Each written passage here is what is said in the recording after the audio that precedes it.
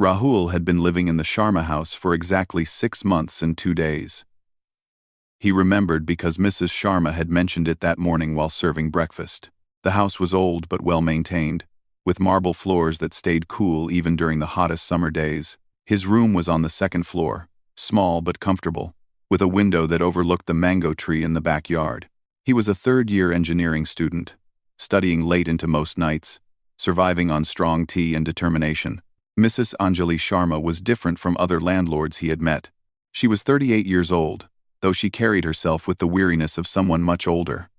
Her husband had passed away 3 years ago in a car accident, leaving her to raise 2 teenage children alone. She ran a small tailoring business from home, and Rahul often heard the rhythmic sound of her sewing machine late into the evening. They barely spoke beyond basic greetings and monthly rent discussions. She would leave his meals outside his door, knock twice, and disappear before he could thank her properly. That particular evening in July, the monsoon rains were hitting the windows with unusual force. The electricity had gone out twice already, and the house felt darker than usual. Mrs. Sharma's children, Priya and Rohan, had left that morning to spend 2 weeks with their grandparents in Pune. Rahul remembered feeling the emptiness of the house, the way sounds echoed differently when fewer people were home. He had finished studying around 11:30 and was reading a novel by torchlight when the power went out again. He heard footsteps on the stairs, slow and hesitant. At first, he thought Mrs.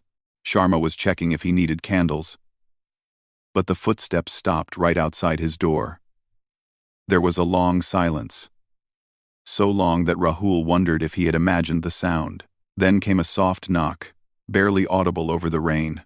He opened the door, expecting to see her standing in the hallway with her usual polite distance. Instead, she stood very close enough that he could see her eyes were red from crying.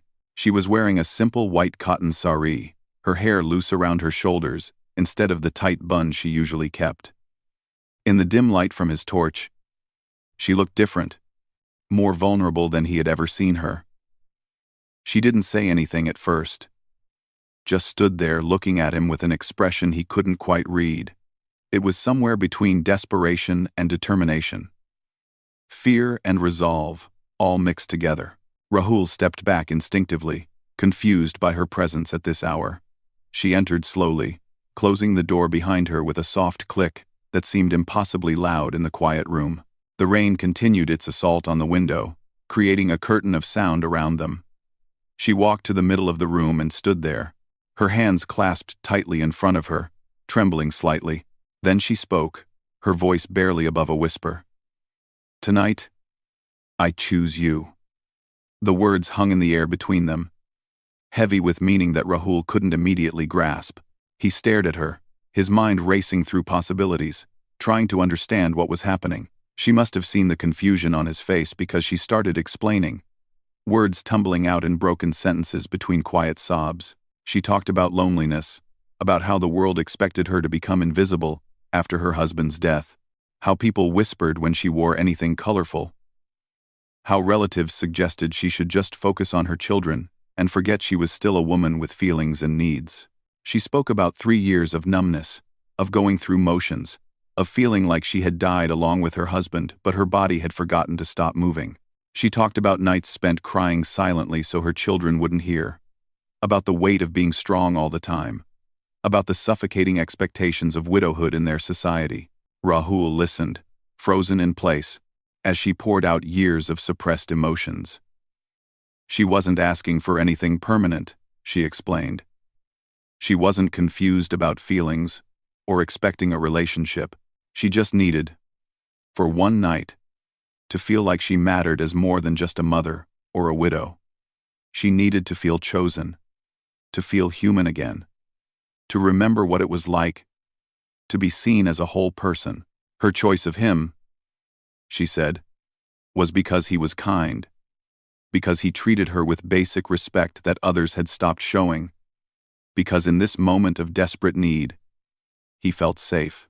The torch battery was dying, making the room darker. Outside, thunder rumbled in the distance. Rahul's mind was a chaos of thoughts. He felt overwhelmed, confused, and strangely protective of this woman, who was showing him a vulnerability that probably no one else had seen. He knew this moment would change everything, that there was no going back to the simple landlord and tenant relationship they had maintained so carefully. Whatever happened next, tomorrow would be different, complicated, and uncertain. The rain continued falling, and in that small room, two lonely people stood facing a decision that neither of them was truly prepared to make. Morning came too quickly. Rahul opened his eyes to find sunlight streaming through the window, the storm from the night before completely gone. For a brief, disoriented moment, he thought he had dreamed everything. Then he turned his head and saw Mrs. Sharma sitting by the window, fully dressed in a pale blue sari, her back straight and rigid. She wasn't looking at him. Her gaze was fixed on something outside, or perhaps on nothing at all. Her hands were clasped so tightly in her lap that her knuckles had turned white. He sat up slowly, uncertain of what to say or do. The comfortable routine they had built over 6 months felt like it belonged to a different lifetime. She must have heard him move because her shoulders tensed even more, but she didn't turn around. The silence in the room was suffocating, thick with unspoken words and unclear emotions. Rahul wanted to say something, anything to break this awful quiet. But every sentence that formed in his mind felt wrong or inadequate. Finally, she stood up, smoothing her sari with shaking hands. She walked toward the door without looking at him, her movements mechanical and stiff. At the doorway, she paused, but kept her face turned away. Her voice, when she spoke, was barely audible. "Breakfast will be ready in 20 minutes. The words were ordinary, domestic, completely at odds with the situation. Then she left, closing the door gently behind her. Rahul sat on his bed for a long time, trying to process everything. He felt a confusing mixture of guilt, concern, and an unexpected sense of protectiveness toward her. What had happened felt surreal, like something that had occurred to someone else. He finally got up, showered, and dressed, moving through his morning routine in a daze. When he went downstairs, he found the dining table set with his usual breakfast, perfectly arranged as always. But Mrs. Sharma herself was nowhere to be seen. He ate alone, the food tasteless in his mouth. He could hear her in the kitchen, the familiar sounds of dishes being washed. But she didn't come out. He wanted to go talk to her, but something held him back. Fear, maybe, or respect for the distance she seemed to need. After finishing, he left his plate in the kitchen sink as usual. She was standing at the far counter, her back to him, pretending to be busy with something. He opened his mouth to speak, but she spoke first without turning around. "Please, just leave it." Her voice was tight, controlled. "I'll clean it." He stood there for another moment, then quietly left the kitchen. The rest of the morning passed in this strange, tense silence. He tried to study in his room but couldn't concentrate. Every sound in the house made him alert, aware of her presence even though they weren't in the same room. Around noon, he heard her sewing machine start up, the familiar rhythmic sound somehow reassuring in its normalcy. By evening, Rahul couldn't take it anymore. He went downstairs and knocked on her workroom door. The sewing machine stopped. After a long pause, she said, "Come in." He entered to find her surrounded by fabric pieces, her work spread across the table. She looked exhausted, dark circles under her eyes, suggesting she hadn't slept at all. She kept her eyes on the fabric in her hands, her fingers working a needle through the cloth with unnecessary precision. He sat down across from her without asking permission. "We need to talk about last night," he said quietly. Her hands stilled for a moment, then continued their work even faster. "There's nothing to talk about. It was a mistake, a moment of weakness. I'm asking you to forget it happened." Her voice was flat, emotionless, but he could see her hands trembling. He leaned forward, trying to catch her eye. "I can't just pretend nothing happened, neither can you." She finally looked up at him, and the pain in her eyes was startling. "What do you want me to say, Rahul? That I'm ashamed? I am. That I regret it? I do. That I wish I could take it back? I wish that more than anything." He shook his head. That's not what I meant. I'm not here to make you feel worse. I just think we need to acknowledge what happened and figure out how to move forward. She laughed, a bitter sound without humor. Move forward? How exactly do we do that? The question hung between them. Rahul realized he didn't have an answer. He had come downstairs with good intentions, but no actual plan. They sat in silence for a while, the unfinished clothing scattered around them like evidence of normal life continuing despite everything. Finally, Mrs. Sharma put down her sewing and covered her face with her hands. I'm so tired, she whispered. I'm tired of being strong, of being what everyone expects, of pretending I'm fine when I'm not. I'm tired of being invisible. Her words broke something in the careful distance Rahul had been trying to maintain. He understood loneliness. He understood the weight of expectations. I don't think you're invisible, he said softly. She looked at him through her fingers, surprised. Last night, you weren't weak. You were human. We both were. She lowered her hands slowly, studying his face as if trying to determine if he was serious or just being kind. The evening light coming through the window cast long shadows across the room. And somewhere outside, life continued normally while inside this small space, two people tried to find their way through an impossible situation. The following weeks were strange and difficult. Rahul and Mrs. Sharma developed an unspoken agreement to maintain their routines, to act as if normalcy could be achieved through repetition. She still left his meals outside his door. He still paid rent on the first of the month. They exchanged polite greetings when they passed in the hallway. To anyone watching from outside, nothing had changed, but both of them knew the truth.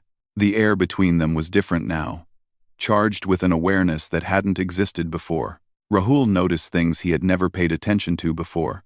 How Mrs. Sharma barely ate at mealtimes, just pushed food around her plate when she thought no one was watching. How she spent hours staring at old photographs when she thought she was alone. How she sometimes stood in the middle of a room looking lost, as if she had forgotten where she was or what she was supposed to be doing. The confident, capable woman who ran her household efficiently was slowly disappearing, replaced by someone who seemed to be fading from the inside out. He tried to give her space, respecting her wish to pretend nothing had happened. But watching her withdraw into herself became harder each day.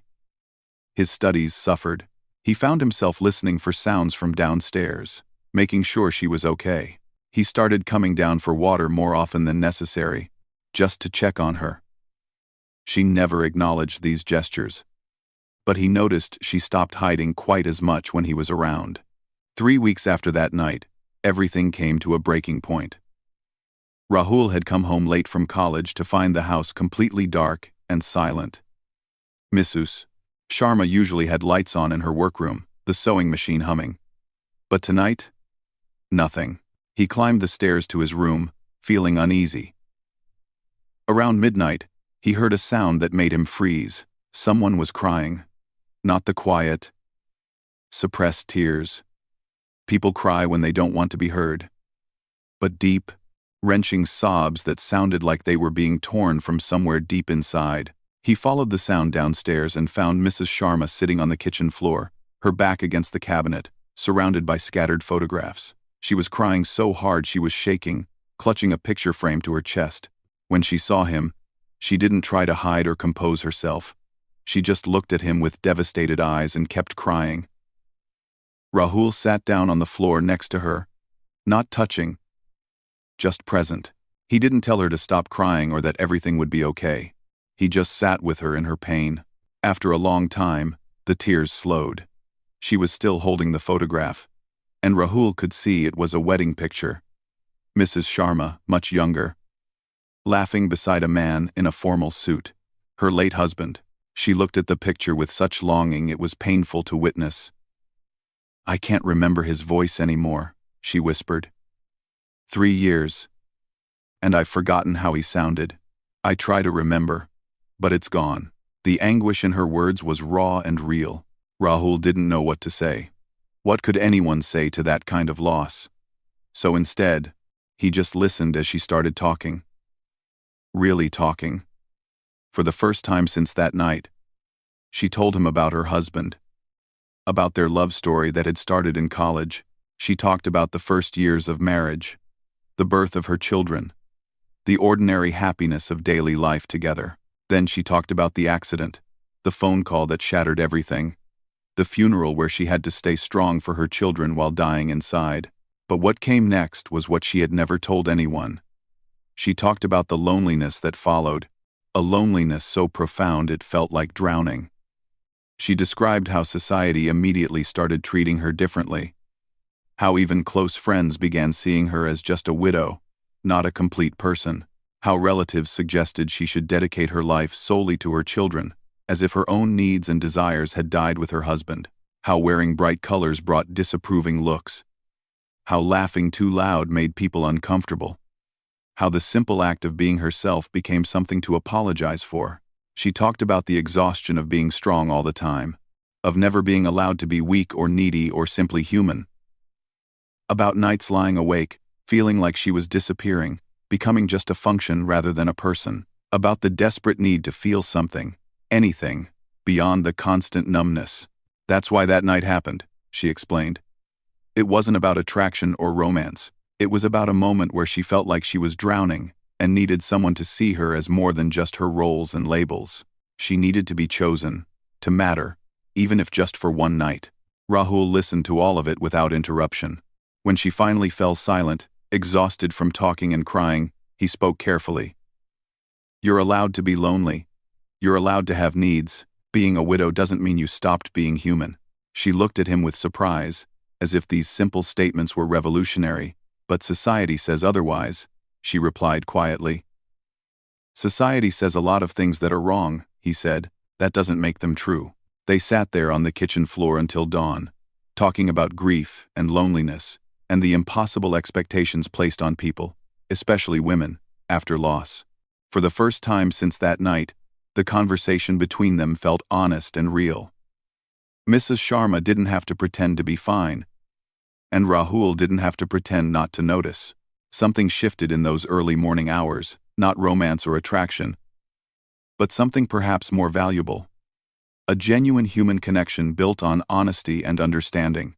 When the sun finally came up, they were both exhausted but somehow lighter, as if sharing the weight had made it more bearable for both of them. The peace that Rahul and Mrs. Sharma had found didn't last long. It started with Mrs. Kapoor from next door, a woman who made knowing everyone's business her personal mission in life. She had apparently been watching the house more carefully than anyone realized. One afternoon, while Mrs. Sharma was buying vegetables at the local market, Mrs. Kapoor approached her with a sweet smile that didn't reach her eyes. She made casual comments about how late the lights stayed on in the tenant's room, how she had noticed Mrs. Sharma going upstairs late at night when the children were away. The words were carefully chosen, innocent on the surface but loaded with implication. Mrs. Sharma came home shaken. She told Rahul about the encounter that evening, her hands trembling as she described the barely concealed accusations. He felt anger rise in his chest. "Nothing even happened the way they're imagining," he said. "Not that it should matter anyway." But Mrs. Sharma shook her head. "You don't understand how this works. For women like me, even the suggestion of impropriety is enough. The truth doesn't matter. The gossip is what matters." She was right. Within days, whispers started spreading through the neighborhood like wildfire. Women stopped greeting Mrs. Sharma at the market. Her tailoring customers started canceling orders with vague excuses. People stared when she walked past, their conversations stopping abruptly. The judgment was silent, but suffocating. Mrs. Sharma tried to ignore it, holding her head high, but Rahul could see the toll it was taking. She stopped leaving the house unless absolutely necessary. She lost weight. The light that had just started returning to her eyes began fading again. The situation exploded when her late husband's parents arrived unannounced from their village. They had heard the rumors through the family network, stories twisted and exaggerated, until they bore little resemblance to reality. Her mother-in-law, a stern woman with traditional values carved in stone, didn't even greet Mrs. Sharma. She walked into the house with accusation already set on her face. Her father-in-law followed, looking disappointed and angry. Rahul was in his room when he heard raised voices downstairs. He stayed upstairs, knowing his presence would only make things worse. But he could hear everything. The accusations were harsh and direct. How could she bring shame to the family?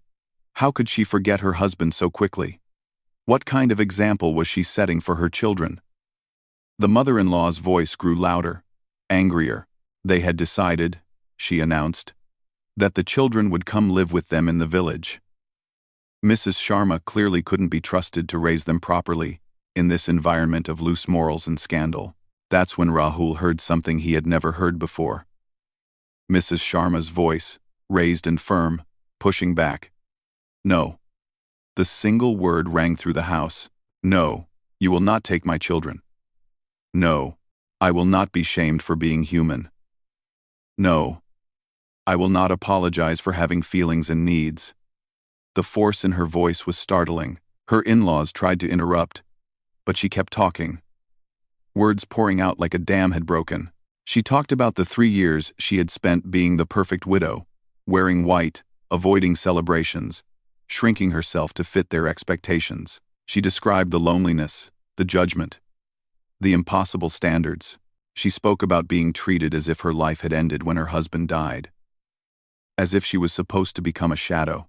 She confronted them about how they had offered criticism but no real support, judgment but no compassion. She was done, she declared, being small to make others comfortable. Rahul stood at the top of the stairs, listening with amazement. This was not the defeated woman who had sat crying on the kitchen floor. This was someone finding her voice, her strength, her refusal to be crushed by others' opinions. The in-laws were stunned into silence. Her mother-in-law tried to recover, starting to speak about family honor and proper behavior. Mrs. Sharma cut her off. Honor? She said quietly but with steel in her voice. Where was the family honor when I needed help and got judgment instead? Where was the concern for my well-being when I was drowning in grief and you told me to be strong? The confrontation lasted another hour. But the outcome was clear. Mrs. Sharma stood her ground. Her children would stay with her. Her life was hers to live. Her in-laws left, angry and disapproving, but without the power they had arrived with. After they were gone, the house fell into heavy silence. Rahul came downstairs to find Mrs. Sharma sitting at the dining table, looking exhausted but somehow different, stronger maybe, more present in her own life. The gossip in the neighborhood got worse after that. Mrs. Kapoor made sure everyone knew about the family drama, adding her own interpretations. Some of Mrs. Sharma's relatives stopped calling. A few friends distanced themselves, unwilling to be associated with scandal.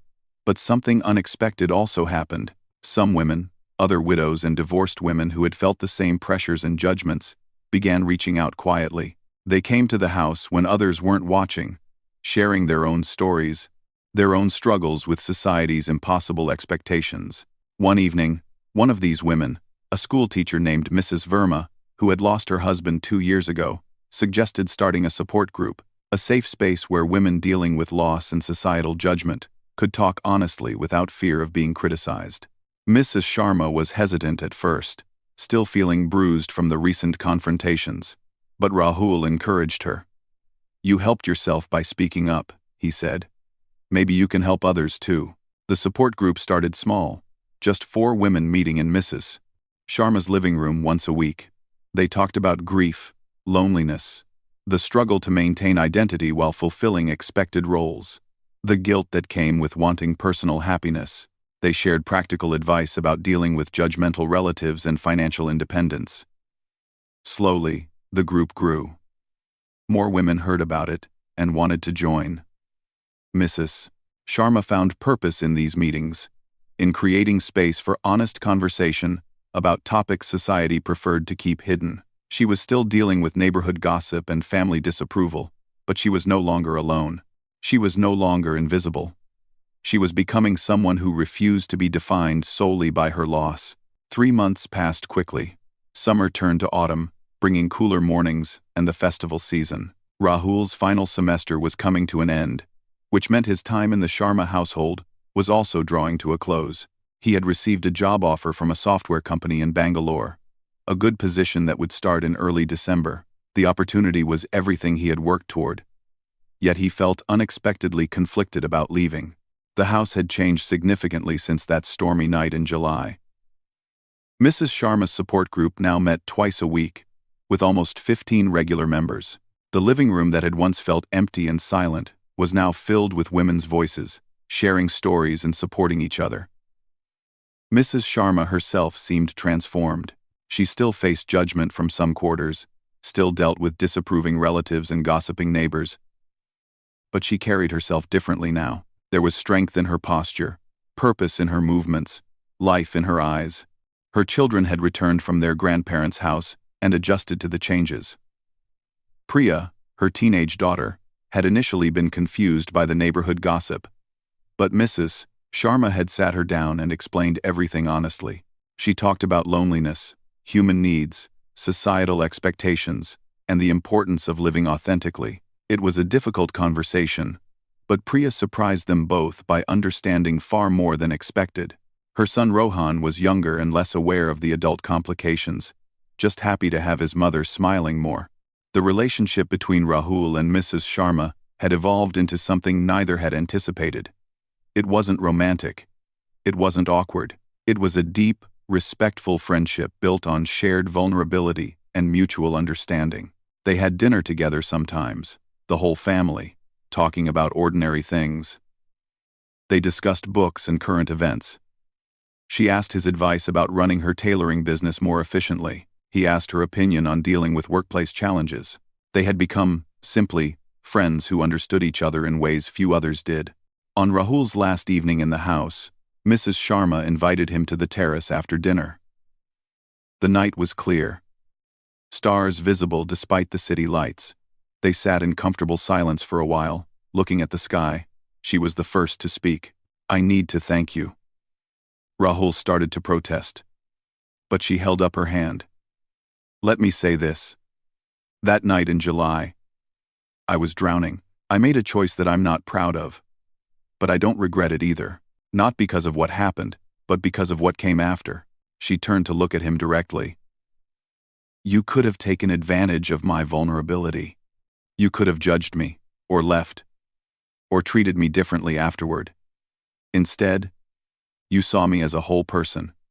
You listened when I needed someone to hear me. You encouraged me to find my voice.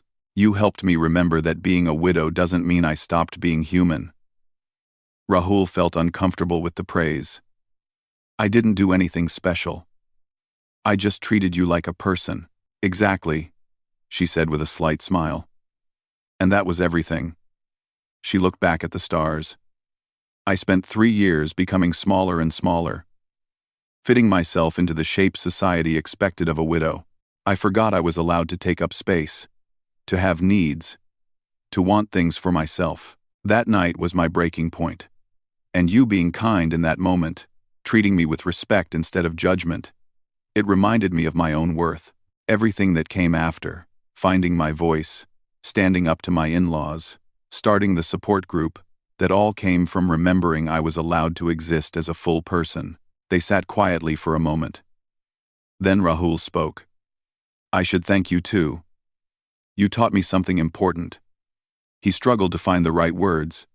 "I grew up thinking strength meant never being vulnerable, never needing anyone, always having answers. Watching you face your loneliness, admit your struggles, and then transform that into helping others, that showed me real strength. Real courage isn't about never being weak. It's about being honest about weakness and choosing to move forward anyway." Mrs. Sharma laughed softly. "We learned from each other then. A fair exchange." They talked for another hour, about his plans for Bangalore, her plans to expand the support group, about life and change and uncertainty. As the night grew later, their conversation turned philosophical. "What do you think happens when two people's lives intersect like ours did?" she asked.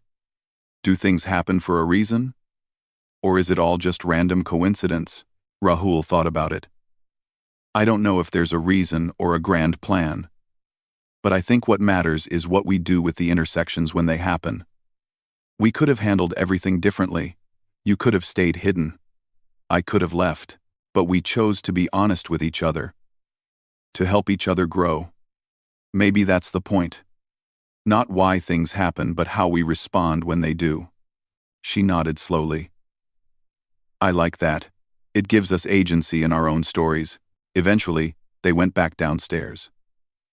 Mrs. Sharma had packed some homemade sweets for Rahul to take with him on the train the next day. Her children had made a card, decorated with drawings and good wishes for his new job. The practical kindness of these gestures touched him more than grand speeches would have. At his door, they paused. This isn't goodbye forever, she said. You'll visit when you come back to the city. You're always welcome here. He promised he would. The next morning, as Rahul loaded his bags into the taxi, Mrs. Sharma and her children stood at the door to see him off. The neighborhood was waking up, people starting their daily routines. Some still looked at Mrs.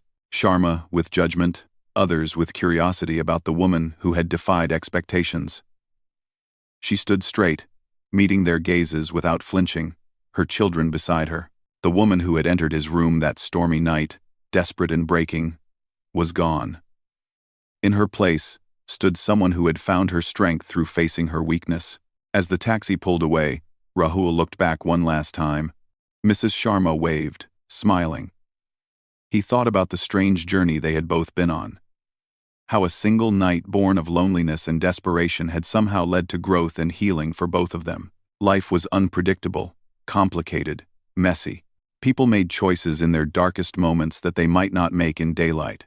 But what defined them wasn't the choices themselves, but what they did afterward, how they grew, how they chose to move forward. He carried that lesson with him to Bangalore, along with the memory of a friendship built on honesty, vulnerability, and mutual respect.